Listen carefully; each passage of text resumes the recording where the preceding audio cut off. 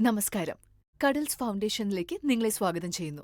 ഞങ്ങൾ കുട്ടികൾക്ക് നല്ല ആഹാരവും നല്ല ചികിത്സയും നൽകി ക്യാൻസറിൽ നിന്നും എതിർത്ത് നിൽക്കാൻ സഹായിക്കുന്നു. ക്യാൻസറിന്റെ അനുഭവം ഓരോരുത്തർക്കും ഓരോ പോലെയാണ്. ക്യാൻസറിന്റെ ചികിത്സ നടക്കുമ്പോൾ നിങ്ങളുടെ കുട്ടികൾക്ക് സൈഡ് എഫക്ട്സ് ഉണ്ടാവാൻ സാധ്യതയുണ്ട്. അതായത് വായ്പുണ്ണ്. ഇത് വല്ലാതെ വേദനിക്കും. ചിലപ്പോ ഒരു ചെറിയ നീറ്റലും ഉണ്ടാവും. അത് കാരണം കുട്ടികൾക്ക് കഴിക്കാൻ വല്ലാതെ ബുദ്ധിമുട്ടുണ്ടാവും. അവർ ഭക്ഷണം കഴിക്കാതിരിക്കും.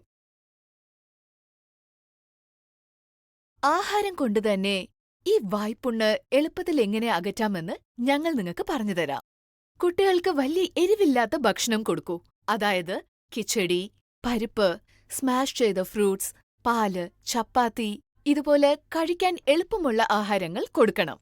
ഒരുപക്ഷെ വായ്പുണ്ണ് വലുതാണെങ്കിൽ സൂപ്പ്, പരിപ്പ് വേവിച്ച വെള്ളം, മിൽക്ക് ഷേക്ക്, മോര് ഇതുപോലത്തെ വെള്ള ആഹാരം കൊടുക്കുമ്പോ കുട്ടികൾക്ക് വേഗം കഴിക്കാൻ സാധിക്കും. എത്രയും വെള്ളം കുടിക്കുന്നോ അത്രയും നല്ലത്.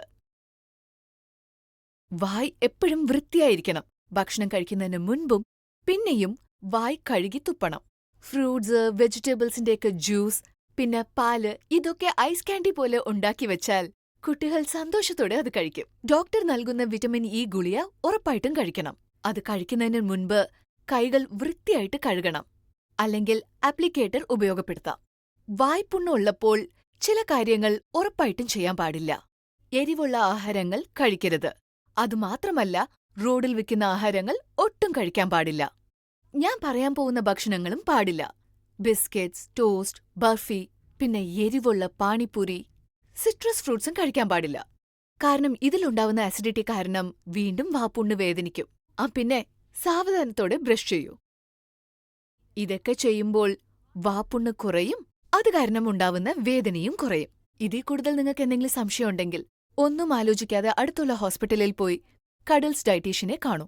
ഞങ്ങൾ നിങ്ങളുടെ കുട്ടികളുടെ ആവശ്യമനുസരിച്ച് അവർക്ക് വേണ്ട ഡയറ്റ് പ്ലാൻ റെഡിയാക്കി തരും. ഇതെല്ലാം ചെയ്യുന്നത് അത്ര എളുപ്പമല്ല, എന്നാൽ കഷ്ടവുമല്ല. നിങ്ങളുടെ ഈ യാത്രയിൽ കടൽസ് എപ്പോഴും കൂടെ ഉണ്ടാവും. ഈ യുദ്ധം നമ്മൾ എല്ലാവരും ഒരുമിച്ച് പോരാടാം.